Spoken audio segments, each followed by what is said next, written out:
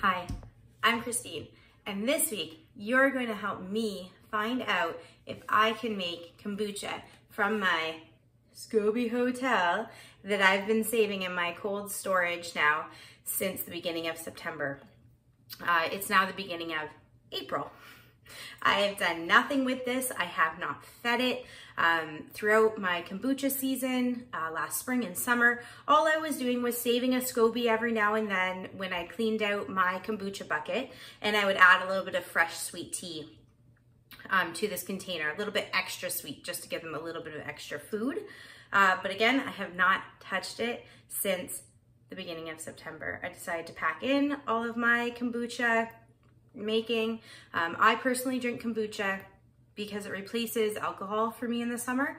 I don't love lots of sugary summertime alcoholic beverages, so I make kombucha, and then I can have something a little bit special. I bottle it in fancy little glass bottles, so it makes me feel like I'm having a little bit of a special treat. In the winter, I still like red wine. So when I was looking for a little bit of a special treat in the winter, I knew I was gonna reach for either a little glass of red wine or a glass of Zevia soda. I knew I didn't need to keep making kombucha, but here we are at the beginning of spring, and I want to get back into it. So I have my SCOBY hotel, which looks a little bit questionable. Let's open it up and see what we have here.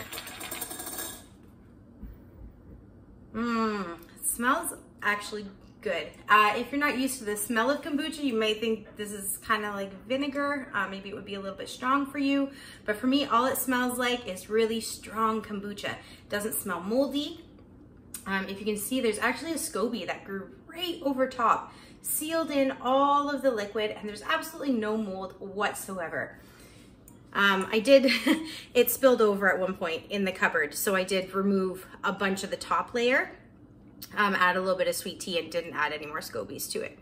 But as you can see here on the bottom, let's just get that, there's a whole bunch of these brown strings that go throughout.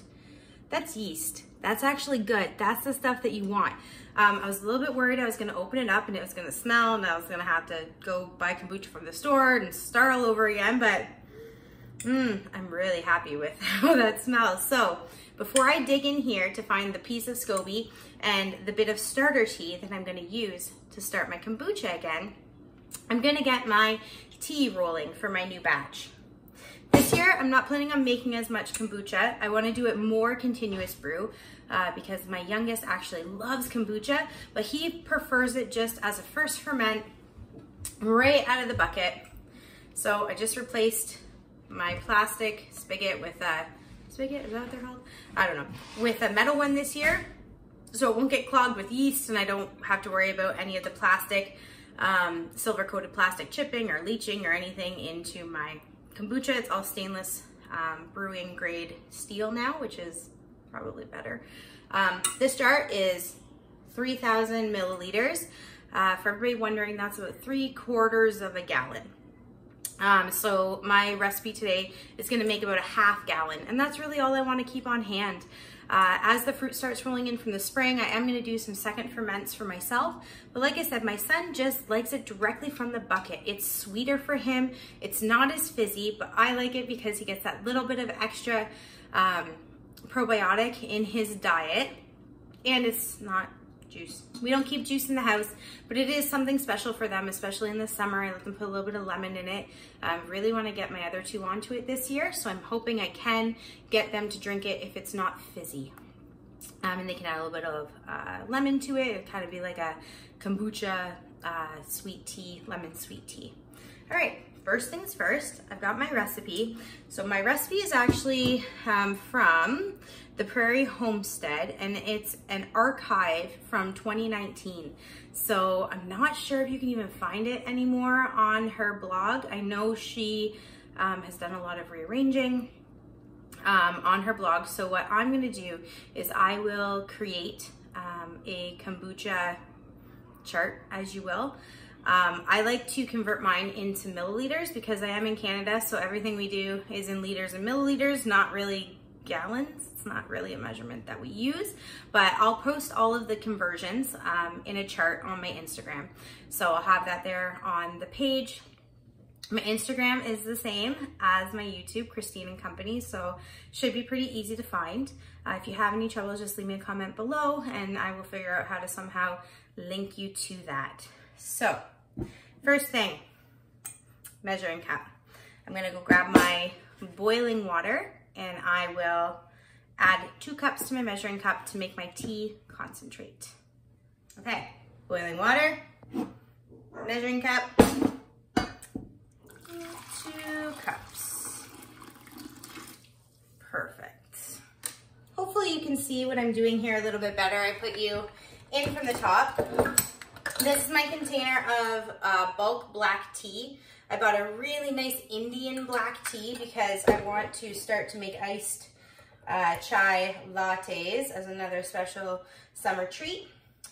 So it's just 1 tablespoon of tea leaves into just boiling water.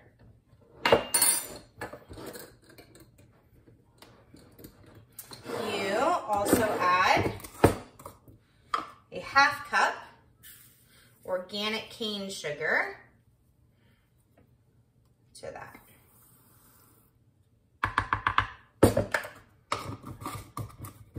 gonna give it a little stir with my teaspoon or tablespoon there because I don't need really to use that again for anything else. Just give those tea leaves and that sugar a really good chance to sit. Let the sugar dissolve and let your tea leaves do their thing. And I'm just gonna set this aside for 10 minutes. Now, we have to deal with this monstrosity of a thing. Let me see, I should probably get out a bowl.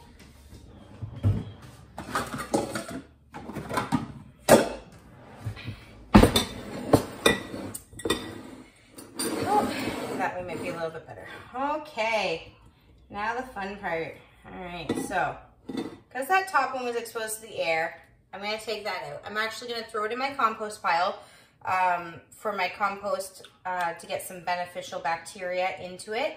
I might rip up a tiny piece of it. I have some quail outside who like to peck at the SCOBY sometimes. Oh, even with that seal off, it smells wonderful. It just smells very strong, very vinegary, very acidic. But as you can see, all my layers of SCOBY that I took off and added have grown to the shape of this jar, which is kind of cute.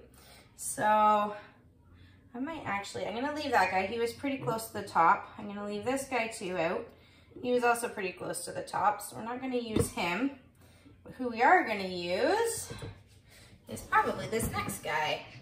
Another little small bucket.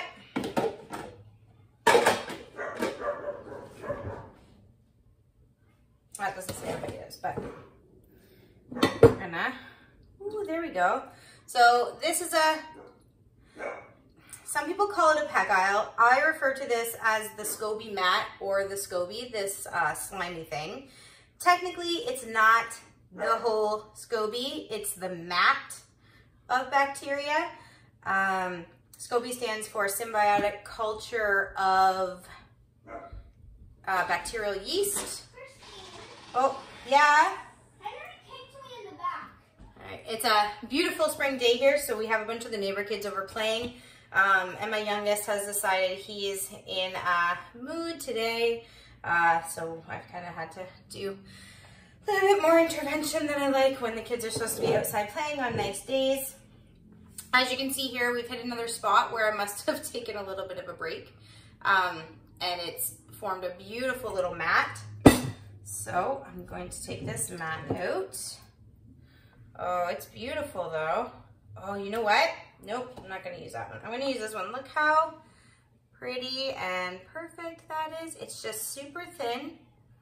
Anyway, this is the mat. I will call it a SCOBY for all intents and purposes, even though technically speaking, I think it's called the peck aisle or the SCOBY mat.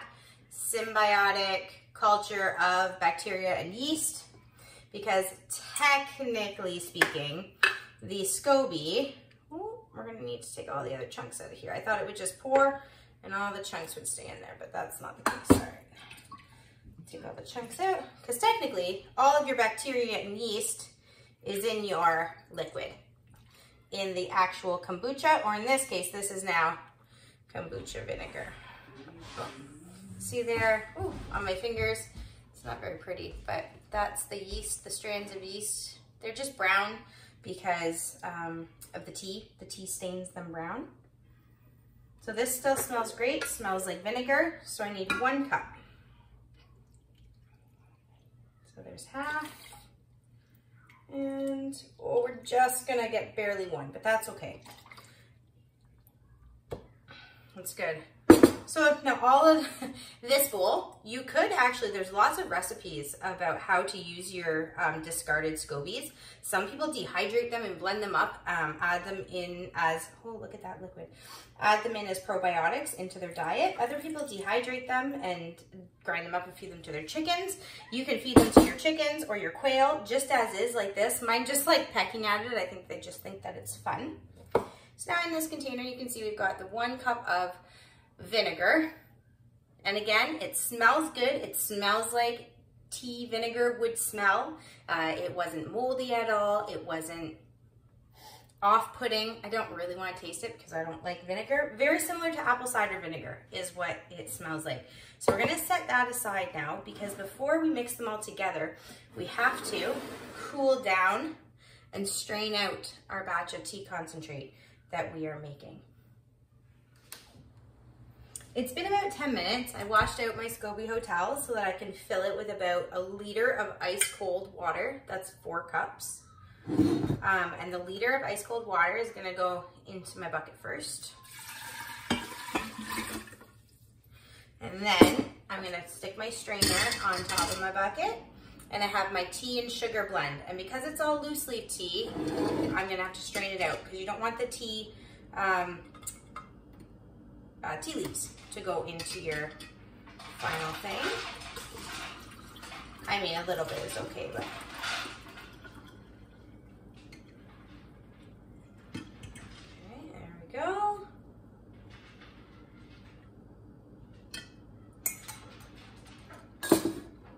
And then, I'll make sure there's no tea leaves on my spoon that I was using to stir. A little stir. And test the temperature. Oh, perfect. It's not hot at all. It's actually a little bit cool to the touch on my finger. Well, no, it's not. It's not warm though. You don't want it to be warm or hot. You will kill your SCOBY. Sometimes in the summer what I do is instead of adding any water at all, I'll use ice cubes with the hot tea. But that'll do just fine for right now. And then we're gonna add in our little mat and our SCOBY, our yeast. Oh, there we go. Oh, perfect. Give that a stir. And your SCOBY might settle to the top, it might settle to the bottom, it may float in the middle. Once you get a bunch of batches going, if you're doing continual brew like I do, you're able to take the SCOBY in and out, or the SCOBY mat in and out for every batch that you make when you're adding the fresh tea, and it will eventually float to the top. I've never had a SCOBY that sits on the bottom. I don't know what it means if it sits on the bottom, if it's good or bad. The yeast bits will all sink to the bottom, and that's fine, but your SCOBY usually forms a mat around the top. It will seal off the liquid and it will just live there to form to whatever shape your container is, and you'll know that your SCOBY is getting nice and big and healthy because it will be getting a little bit thicker. Every single time you add new sweet tea, the yeast will grow on one small layer more onto your SCOBY mat. It really is incredible to see. So now you know what we're starting with. I am going to just put a paper towel or a cloth on here with an elastic band. I'm going to put it in my cupboard, and I'm going to completely forget about this for a whole week. Then we will see what it looks like. It's been just over a week. We're on day 8. It's Monday. Usually, when I have a good healthy starter, it takes 7 days to make the kombucha like we like. We don't like it too strong or acidic. So we do 7 days for fermentation, and then we do a second ferment on top of that. So I was a little concerned because the first couple of days nothing was happening, but look, can you see right there. That's a little baby SCOBY. So the old SCOBY did sink. Let's see if we can see him down here. There he is, right here. That's the old SCOBY that we put in there, the Pecile mat. But the yeast was not too far gone, and on the top you can see we're getting a new layer of SCOBY. So I'm actually gonna give this one more week. So I'm gonna give it until Saturday or Sunday. And then we should have a nice solid layer on top. I'll know that this liquid is enriched with a whole bunch of good, getting stronger yeast bacteria, and we'll carry on from there. I'm so happy this is working. I'm so happy that the yeast was still alive and everything's going well. Hi everyone. It's Christine again. It's been 2 weeks on our reviving my kombucha SCOBY journey. After 1 week, the Pecile mat was not forming, as you could see, just starting to really take off, and those yeast were really starting to get used to being activated again. So I did leave it for a whole nother week. We're now at day 14 of our journey. So I'll give you a little peek at what's happening. It's actually really exciting. It means we're gonna have kombucha this year. All right, there it is. You can see here, it's formed a brand new SCOBY mat. The old mat that I put in here, I don't know if you can see, it sunk to the bottom. It never came back up. Like I said, it's not necessary to include the mat. That's not where all the beneficial bacteria is. It's just nice sometimes to give the yeast a place to start building off of. But as you can see, this yeast had no issue starting its very own SCOBY mat at the top, just from the liquid that I had put in. Now, I did taste this. It is too vinegary for me to do anything with. I don't do anything past kombucha with this culture. So because this now has been left too long, it's gone past the point of how our family likes it, too sour, I'm not going to bother second fermenting it. What I'm actually gonna do is just take it outside. I'm gonna dump it into the compost pile, and it will introduce a lot of that beneficial bacteria into the compost and really encourage that compost to get going and feed the worms that are in there. So, all right, just wipe my hands. I did just wash my hands. You always want to make sure everything you're working with when you're working with kombucha is as clean as possible. I've never had any issues, but I know some people do have issues with mold growth. So this might be gross for you, but I'm going to reach in here, and there's our new baby, our baby mat. Okay, I've got a bowl here. I'm going to hold him over top and show you. See, and he's thin. He will get thicker every time you make, or she will get thicker every time you make a batch of kombucha. This dark brown spot here, that's just yeast. It's dark brown because of the black tea. The black tea just stains everything dark brown. This is a very healthy looking SCOBY. It's more yellow on one side because I let it go for a little bit long, but very, very healthy. So it's gonna go on the bowl of stuff we're gonna keep. And I'm actually gonna take liquid from the bottom of the jar. So I'm just gonna open, I think this is called a spigot. Open the little spigot here. You wanna save about 1 cup of starter.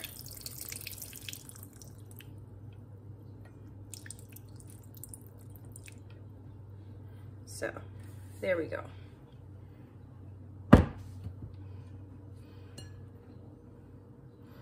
So I've got my mat, I've got about 1 cup of starter, and now what I'm gonna do is take this out, dump it into the compost, and I'm just gonna give my vessel a quick little rinse while my tea for my next batch is already brewing on the stove.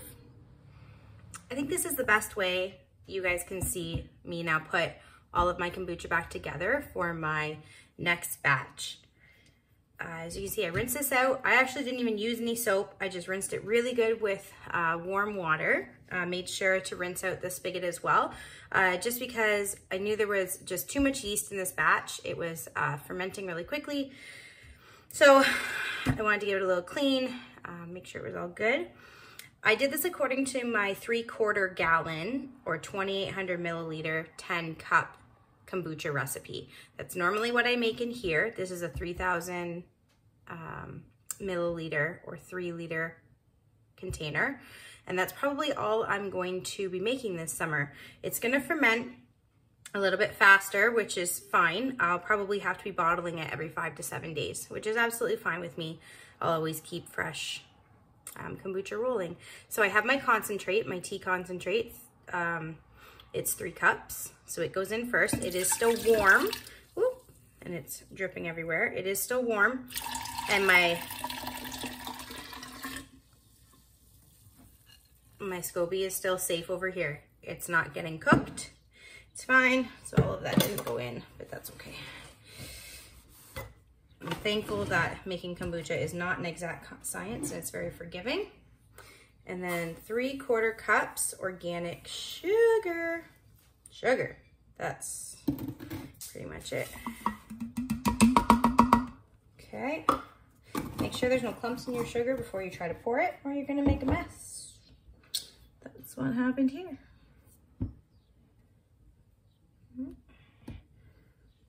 There we go. Now I did forget to grab a spoon. Just grab a spatula maybe. There we go. And I'm just gonna dissolve the sugar into the concentrate.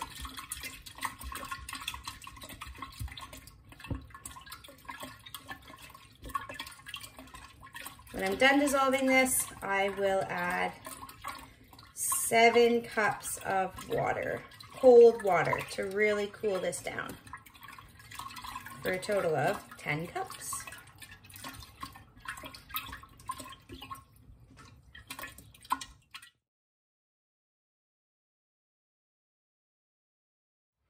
Tea concentrate has been added. The sugar has been added. The additional water has been added. It is cool to the touch. So now what we are gonna do is first dump in all of our liquid that we saved. And I usually just set the SCOBY mat back on top, and it sort of finds its way.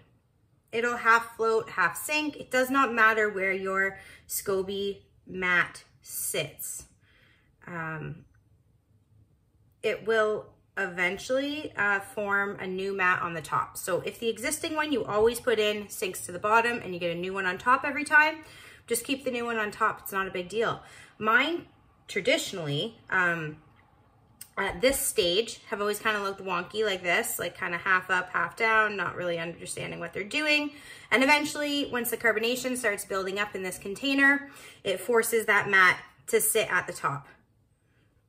And now we've started our next batch. I'm really glad you came along on this journey with me. We figured out that you can in fact store a SCOBY in a SCOBY hotel all winter long, and it will be fine.